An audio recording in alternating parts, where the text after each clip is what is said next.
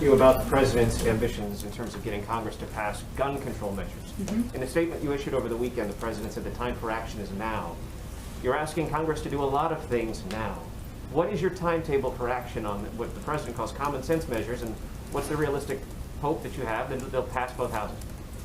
Well, we haven't proposed a package at this point, so it's hard for me to make a prediction about its likelihood of passing. But I will say that the president is somebody throughout his career who has advocated for smart gun safety measures.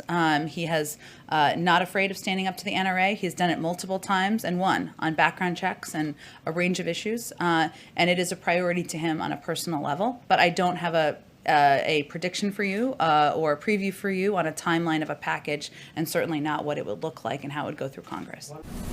Go ahead. Yeah, thanks, Jen. A couple of quick questions. Both Senators Joe Manchin and Kristen Sinema have both expressed some opposition to increasing the minimum wage as it's laid out currently in the proposal in the Senate.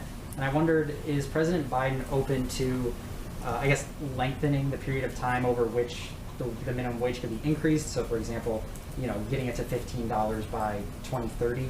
Is he open to potentially extending the timeline there to get more people on board? Well, we'll let the process play out through the Senate, through the House first and through the Senate as they're negotiating what the final components will look like in a package. The president put an increase in the minimum wage in the initial package because he thinks it's important for American men and women who are have a full-time job, working hard, to have a decent wage, and he thinks it's a long past time to raise the minimum wage. But we'll let the process see itself through, and I'm not going to negotiate what he'd be open to and not from the podium. In the back.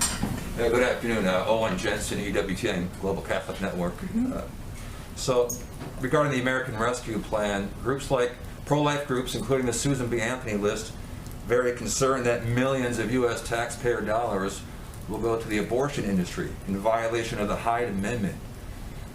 We know where President Biden stands on the Hyde Amendment, but that being said, can this administration right now guarantee, if the American Rescue Plan is passed, that no taxpayer dollars will go to the abortion industry? Which component of the American Rescue Plan are you referring to? I'll pull it up right here. A $50 million funding increase for the Title X program. $750 million for global health activities, and billions in funding for community health centers without applying the Hyde Amendment. Well, the president's view on the Hyde Amendment is well known, as you have stated in your question.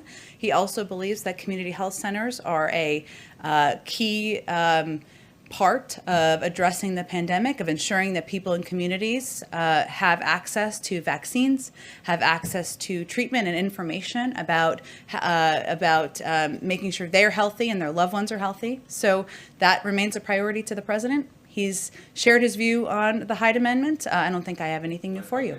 To follow up on that, can he guarantee Americans who don't want their tax dollars, pro-life Americans who don't want their tax dollars, funding abortion? Can the administration guarantee those tax dollars won't go to abortion? I think, Owen, as I've just noted, 3/4 of the public supports the components of the package, wants to see the pandemic get under control, wants to see people put back to work, vaccines and arms. So I think that answers your question. Okay, we're going to move on. Go ahead in the back.